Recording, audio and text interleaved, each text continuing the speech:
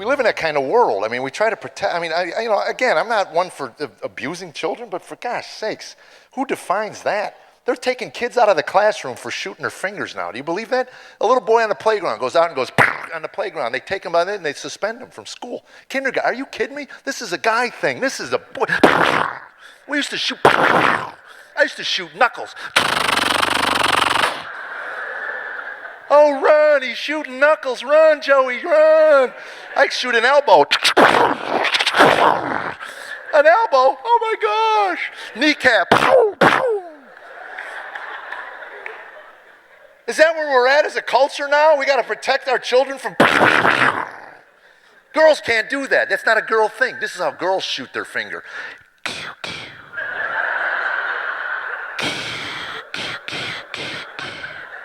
It's not... It's...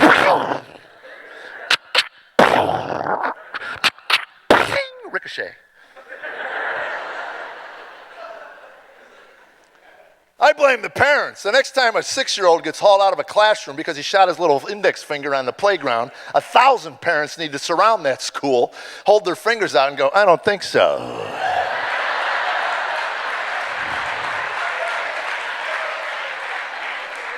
How about putting little Joey back at his desk and teaching him the Bill of Rights? How's that?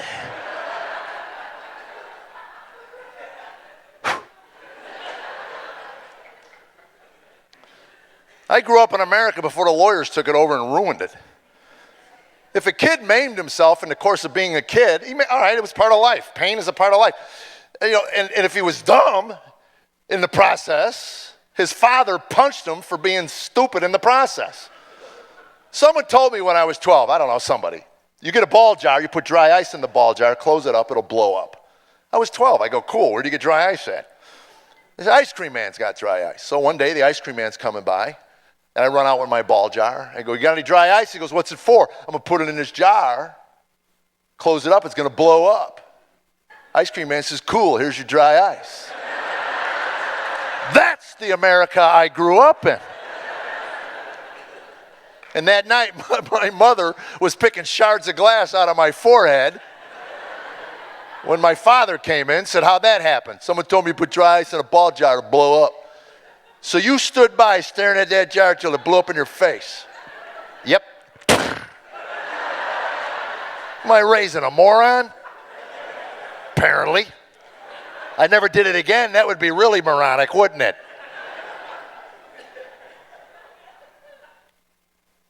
We toilet papered houses. We soaped windows. That was fun.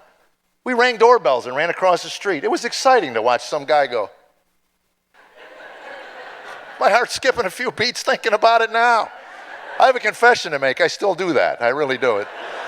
At 57, it's really easy. I just ring the doorbell, walk to the sidewalk, and when the guy opens the door, I go, they went that way. I want you to know I shook my fist at him. You little whippersnappers. You know, looking at that clip, I suddenly feel like one of those whippersnappers. It's like, hey. I'm here with Jeff Allen, comedian extraordinaire, and worldview extraordinaire, really, after our discussion with John. No, I want to make an exception here. I study apologetics, but I have no degree in it. It just fascinates me. Well, so, and I have academic, I don't remember things. I think it was, whatever. I have a very bad memory. So I can read the same stuff over and over again. Which makes you great as a comic, because then everything sounds fresh every time. It does. To me, it is fresh. Wow, I thought of that. Jeff, as I mentioned earlier, and as you and I were speaking before the webcast, just your gifting as a comic is that you're able to see the same things that the rest of us see around us. Your happy wife, happy life, or happy wife, happy life mantra. That's more than a motto at my house and in many, many other houses, because it's something that I think we all experienced, but never That's was a really... worldview. Well, yeah, there you go. That's a worldview. And it wasn't really put to words properly until you brought it to fruition. So combine that with what you've learned from studying from Ravi Zacharias, from looking at the different apologetics. The most important thing, I was just at Ravi's Summer Institute, and the most important thing I got out of the week was the mantra, to deal with the questioner before you deal with the question.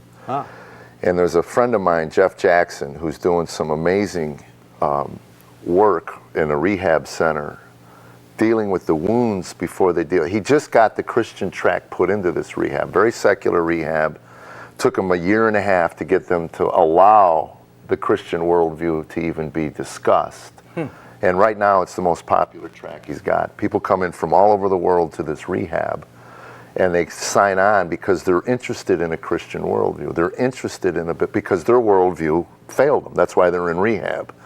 So he deals with the wounds first. Sure. You have to deal with the wound. You got to know where people are coming from. My father had such a vitriolic response to the mention of Christ's name. He was raised, he took my grandfather to church for the first time. My grandfather got saved, became a pastor. My dad's brother was a pastor. The entire downline in our family, outside of my immediate family, are devout believers. We were raised as atheists. My father, his response to anything Christian says to me he was wounded at some point in his life deeply by the church. I started in a 12-step program as an atheist. They tell me pray. I said, to what? I didn't have any of that baggage. Yeah. I mean, my dad told me there was no God. I believed him. That's the way I lived my life. Now I get in his program, spiritual, and I go, I don't even understand it. But I recognized a lot of wounded people in those rooms from religion. And anyway, my whole journey was just starting with self-help and getting through that and realizing how bankrupt all of that was as I went along. So when it comes to like what we're talking about today, as far as effectively engaging our culture, knowing that there are these wounded people, and knowing that, like you said, you got to deal with the person before you deal with what they're doing or saying, with the question. If there is a question, right? Right now, we're just kind of shout at each other. There you go. And then there is no dialogue. A true dialogue begins with, I don't understand where you're coming from. Well, let's have a cup of coffee. Let's sit down. And then it comes to, I got discipled in a year and a half, and what made me attracted to the guy outside of our personal interests was the fact that every conversation ended with, how's your marriage? Not too good. We pray for you. I didn't even know what that meant. But there was a wow, this guy cares about me. And I even look back on it now and thinking, I don't even know why. But to me, it wasn't about Christian, it was about a human connection. And then we were able to discuss deeper issues. I mean, he said to me once, I remember this, I don't know how you can raise moral children unless morality is fixed, like something concrete, like a law, like gravity, a moral law. And I said, you just teach them right or wrong. And he said, yeah, but who's right or wrong? How do you define right or wrong? And I would go home and chew on this stuff, but he created questions. Jesus always asked questions to get people to open up within the assumptions of their own views. We're not there yet anymore. It's just you disagree with me, and then you're just bombarded with social media if it's a national story. Right. So people, who wants to jump into that fray? I don't. I mean, I'm content telling my little jokes, but I also have two granddaughters that I'm concerned about. You talked about your friend who just played golf, you talked jokes, and then ended it with, hey, we're praying for you. That's something I see is lacking as well. I think that there seems to be a real priority amongst Christians today that I need to earn the right to be heard by the people on the other side of the cultural line. So we won't bring up any of the prayer stuff. We won't bring up any of the God stuff. We just need to, I guess, enjoy the coffee and that's it. If your friend hadn't capped off the round of golf with, hey, how are you and Tammy doing? Would that have had the same impression on your life? I don't know. I really don't. I believe, I love this saying, I wanted an explanation, what I needed was a revelation. I mean, that's one of those catchy things you put on a bumper sticker. Right. But there's a lot of truth to that. Christians should never discount the fact that God reveals at some point, and their scales came off. What I can see around me in this creation is not available to my brother, who I love with all my heart and soul, who I pray for every day of my life, that one day God will reveal him, crack through whatever that indifference is, whatever all of that stuff is, because it's a very real pain that my brother's going through that I believe a lot of it would be alleviated with a different view, with that revelation, that peace that comes with that. And I'm unable to do that.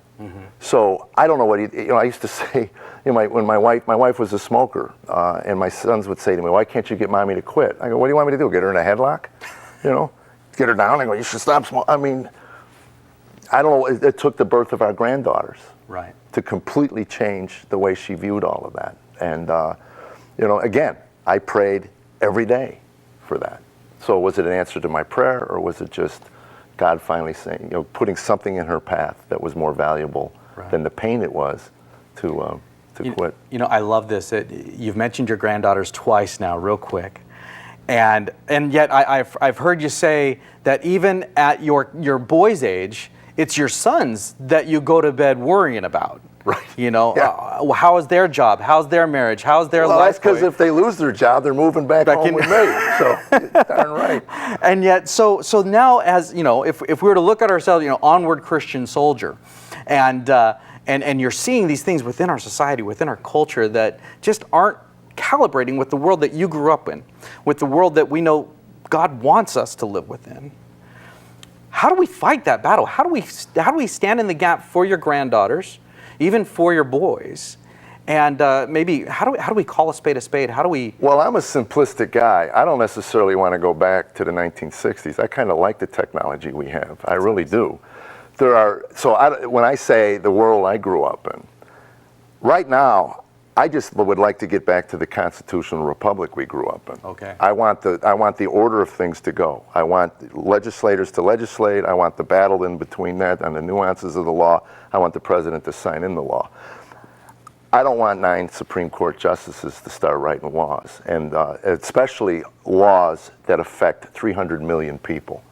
Again, I was at an event with Rick Perry over the weekend, and Rick Perry talked about the necessity to get back to the 10th Amendment, where all of a sudden America becomes 50 laboratories, so if California wants to have these particular laws that affect the Californians, and Californians, some don't like it, they can move to Texas, or they can move to Nebraska, and they can get away from it. But when the Supreme Court strokes the pen, 300 million people, and then now it's to the point because of social media, if you have a different view, you are just vilified to the point where you lose your job. And believe me, it's up in Canada. I was just reading an article about the laws in Canada now. It's not over with this. Right. It's not over with this. The sexual revolution cracked the foundation, and they've been chipping away at it ever since. And I'm a product of the 60s. I probably did my own chipping away at it over the years. But the world I want my granddaughters to grow up in is a constitutional republic where people can have differing ideas, and you debate those ideas publicly. And you can, the state supports the best of those ideas.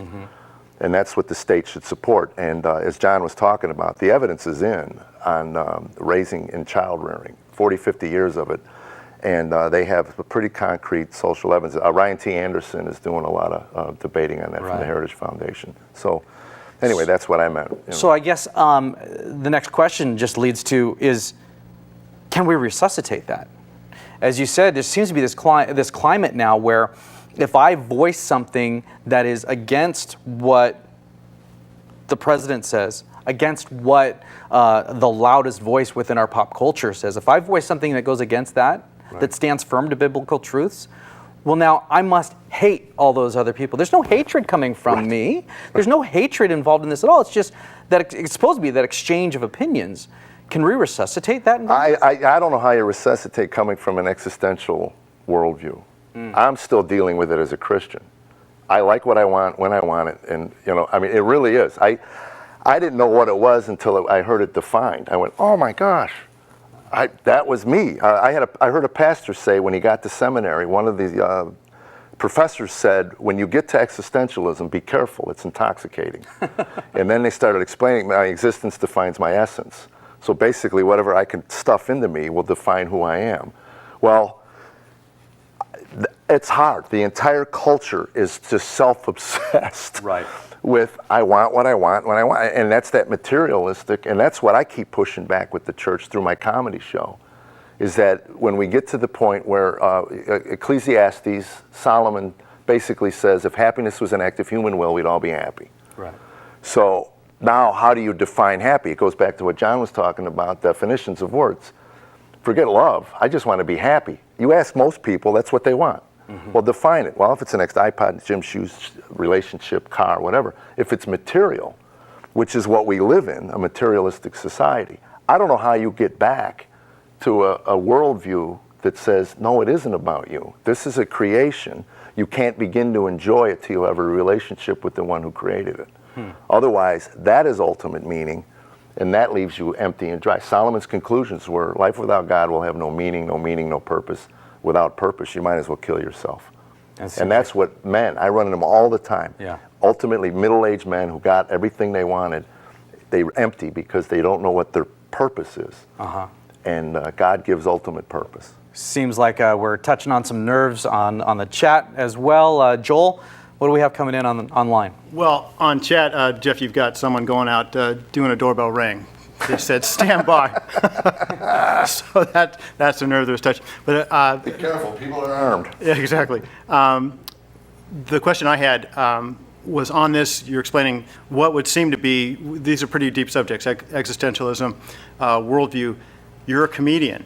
How does your comedic approach, how does your finding the humor in it, finding the ironic side of it, how can Christians kind of tap into that and not come off as just the curmudgeons that are, You're talking to a curmudgeon. well, I'm going right to the source here, but yet you have people howling and rolling in the aisles in your comedy show speaking truth. So how do Christians who, maybe we aren't comedians, we don't have your gift of humor, but how can we not come across as the ones who are either turn and burn or all is lost? I know what Tommy Nelson said, get downwind from yourself. We're all, the prerequisite to coming to Christ is broken, I'm a sinner. Understand your own sinfulness. When you truly understand how many times you've been forgiven in your life, how many times that you've stepped on toes and sacred cows and things, it's a little easier to come to somebody else who's stepping on your toes and your sacred cows. I get it, I understand it, and the key is to diffuse it at least. Again, our mission field is Starbucks, man. I mean, I was never going to step foot in a church. Guy discipled me on a golf course. God put us in a golf course. And I just know what kind of, again, forgive as you have been forgiven. By the method you judge another, you too will be judged. And again, I'm not making policy. It's easy for me to sit here because mine won't have world consequences. Right. I understand where I'm at in my place. My job is to make people laugh. And this is a part of me that has been with me since I was 31 years old. I came out of some cryogenic program that I drank myself into. I was numb. And all of a sudden I got questions. I don't even know where the questions were coming from. So this is a part of me that just feeds my soul. But Christians and collectively better start getting along with one another. I mean, first of all, we had all these denominational differences. Well, those seem to be being obliterated, but now it's hardcore doctrinal issues. I was shocked to find out when I started working churches, not every church believes the Bible's the Word of God. Wow. That blew my mind. I mean, what? Part of my story, I wanted to hold the Bible. Has anybody read? I mean, when I first discovered the Bible, I was, 40. Whoa, this is an amazing book. And now you go to church, they throw it over here. I had one church I went to, they make sermons out of the Peanuts cartoon from Sunday morning, Yeah.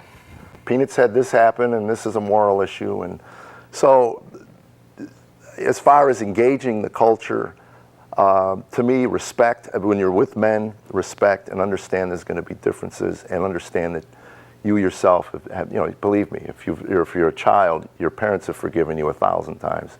That's what I tell my kids all the time. Man. And it takes so much humility, I found that, very much along the same lines you're saying, we can't look at other people and understand where they're coming from until we realize where we've come from ourselves. Right. And get to know them. And we got to be humble in that. And yet in the face of this, selfie-centered society that we're living in, humility seems to be way deep down on the list of attributes that we find around ourselves. So we've got to dig deep. Brokenness creates humility. one of the things that I just had a thought and it went away, but that's part of my age. And yet you say you can't remember anything, and yet you're spouting off existential philosophy. I love this. Right. I just, yeah. Well, we're going to take a quick look at a fun little video, word art, if you will, poetry, kind of about the next generation's perspective on pop culture, at least a perspective of that. So we're going to take a quick break while we reset around here, and we're going to come back, talk with John again, continue talking with Jeff and Joel, and we're going to hit some of today's hot button topics right after this.